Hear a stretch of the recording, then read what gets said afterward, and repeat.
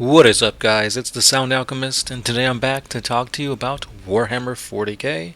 More specifically, we're going to talk about these rumors that have been circulating that 8th edition is coming to an end pretty soon. And with that, we can speculate as to what 9th edition will bring. So first and foremost, I've been playing Warhammer 40k for a really long time. We essentially jumped into it back during 5th edition. We took a pretty huge break during 6th. Like, we didn't play anything at all during 6th, and we got back into it near the ends of 7th. From what I can remember, 7th edition was a bit brutal. Well, not as much as 5th. Because during 5th edition, I remember there were certain armies that you literally were basically very overpowered. I remember the Grey Knights had something called like plasma siphoning, where any type of plasma weaponry literally would be useless against them. So why bring Tau when you know that most of your weaponry revolves around plasma, and if your opponent is Grey Knights, well, might as well just surrender turn 1, because you will have a very, very bad time playing them. 7th edition, the tables kind of turned, and it was fun, but it was very easy to come up with like really good lists. I remember the Tau from being like one of the worst armies back in 5th edition, that I remember at least. They were winning tournaments left and right. Riptide spam, commander spam was all over the place. Allies were a thing too. And literally that just meant like pick the best units from any army and just become an ally. Be a powerful Space Marine army and bring in 3 Riptides and just win tournaments that way. So that was a little bit annoying, as to where you could basically pick any of the best units and bring them to tournaments, games, and that really sucks the fun out of it. Because when you're playing Warhammer 40k, you gotta remember that this is a hobby that is very expensive and very time consuming. So the last thing you want to do is go into a game knowing that this army that you spent hundreds of thousands of dollars on and hundreds of hours building, painting, converting, is just going to lose outright. Like, why even go through the motions? Might as well just be a collector, don't even play the game. But I don't know, I felt like with 7th edition, whenever a codex was released, that codex was the bee's knees. Basically, that's how power creep just started pushing 40k to a direction that nobody really enjoyed.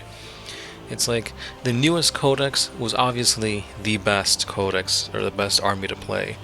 Why play orcs when you know their codex hasn't been updated in a long time? That already puts you at a disadvantage. Play the newest thing because you know they're trying to sell the book, and with the book you gotta buy models. So GW thought, oh, just make each coming codex, better than the rest. That way they gotta buy that one if they really want to do well in tournaments. And that's not good. Because 40k already is a very expensive game.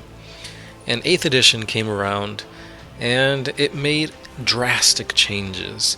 So much so that I almost had to start from scratch with my own fan chapter that I made, because a lot of the rules didn't exist anymore. Not just that, but like initiative changed. There was no more like... A lot of things changed, like the stat lines changed, the rules changed. It was very much more streamlined than what 40k used to be, because 40k had tons of rules, and it was not new player friendly. So I think that's how the whole power creep and each codex coming up better and better than the rest became a thing, because 40k knew their fan base, and they knew, hey, if you guys like winning, you have to buy the new book. And relearning the rules is already a headache, so, we're not trying to bring any new people in, we're just trying to make the people that are playing buy more books.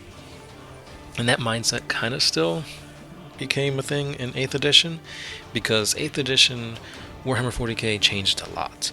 I think the whole Warhammer team changed, Warhammer community became a thing, And overall, it was a very more positive, new player friendly, and very broad and dumbing down of the rules. Um, it became a lot like Age of Sigmar, which is good and bad. Good because games are a lot quicker now. It's easier to make a force, easier to have all your rules in the same spot. It was, at least. Not anymore, but I'll get to that. And with things becoming more streamlined, it was easier to just play tabletop 40k and not be so much of a rules master. It's like, wait, well, what does this do and how does this interact with that? It's like, no. You bring a commander, he's got a 6-inch bubble, and that's it. It's not, oh, I have to make a, I have to bring in my orc squadron with a pain boy, a big mech, and everybody kitted out differently so I can allocate wounds and it could never die. No, that was a thing of the past. So 8th edition came in and tore down doors. It's like, hey, we're starting from the ground up. If you're new to 40k, if you ever had any interest to it, this is the time to start. And not just that, but the Primaris came back.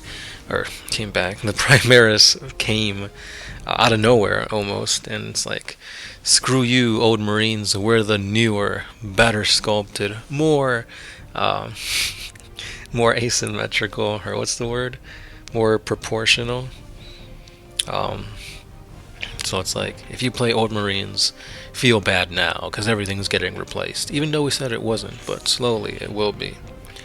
So we had Primaris Marines, we had the Primarchs returning with Guilliman, Mortarion, Magnus, and if you paid attention, that's it. We only got 3 Primarchs. So things change. It's like, we're back in the day, you really had to bring a well-rounded list or really power game, because let's say you're going up against a Titan and you've got all conscripts, or you've got just a really infantry heavy Astra Militarum army. Back in the day, these humans, these Imperial Guardsmen, they couldn't damage a Titan. But with 8th edition rules, now they have at least a very minute chance to bring it down. A minute chance is better than no chance, because obviously you don't want to feel like you lost before you even started. So 8th edition was very forgiving, very easy to play. And then, as the years progressed with 8th edition, we noticed that the indexes changed to codices. The codices changed because you needed supplements, and you needed the new campaign book, Psychic Awakening. And then they came out with new models, and these models had their own stats within their box set. But they weren't in any codex, any index. So now you needed the index, you needed the codex, you needed your supplement, you needed to buy the models to get the rules for that model, and you needed to buy the brand new starter sets, because that's where you had more psychic disciplines, and overall an increase in stats for like your older models, and it became very convoluted very quickly. This is where it seemed like you really needed to buy every new thing to be up to date with everything. And that's not very appealing, because even though the game is more streamlined now, there's more new people playing, you still have the same issue of having to purchase a new book like every other month, or you'll just be left in the dust with all these new rules. But yeah, they really dropped the ball with all these new updates spread across a bunch of books and supplements, and it's really a headache trying to have all your rules and make a list with the most updated stuff. But anyway, this is going more ranty than I wanted to. So it's been a while that 8th edition has been up and running, and 9th edition will be here before you know it. And what do I think 9th edition will have for us players? I think it's going to be something very, very close to how Age of Sigmar is, even more so than 8th edition. So I feel like armies that are good during the shooting phase will be good during combat, because I feel like each edition it changes from being in close combat is where you want to be, as to no, you want to be shooting. And I felt like 8th edition, definitely, it was all about shooting. So with 9th edition, I think close combat will be the focus. Things will get more simpler, and I'm really hoping that the turns get more chaotic. So in Age of Sigmar, it's not just you roll and whoever has the highest goes first and second, and you keep going in that order. I'm hoping that after every full turn, like you go, then your opponent goes, and then you guys roll off to see if maybe your opponent goes again, then you go, and you keep this cycle going, because that adds more strategic thinking to it. It's not just, okay, so I'm going to position my army here because next turn he's going to do this and I could countercharge. It's like, no, you have to play with the thought of saying, hey, if I move my army here and my opponent goes and gets 2 turns essentially, like, how am I going to combat it? Or maybe you're doing that, balls to the wall type of strategy where I'm banking on him not going essentially twice in a row, so that next turn I've got him right where I want him. And that's a lot more better than just playing back and forth. You go, I go, you go, I go, you go, I go. Because again, the strategy plays another huge role. Because even though 40k is essentially a game of luck, since you're rolling dice and there's really no control over that, a lot of times you can alter this luck to make more synergy for your army. For example, getting more units that buff your army, getting psychic powers that make you reroll hits and stuff like that. So things like this kind of push your odds in a better favor, but I think the whole not knowing the consecutive order of turns has another psychological effect that you have to keep in mind. And that's overall better, in my opinion. But who knows? 9th edition is coming sooner than we know it, and I just want you guys to speculate down below in the comments.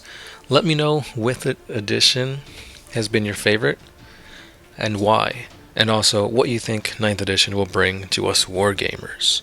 And also, which Primarch do you really want to see, especially with 9th edition rules. This has been The Sound Alchemist, part of One Mind Syndicate, and I'll catch you guys in the next one.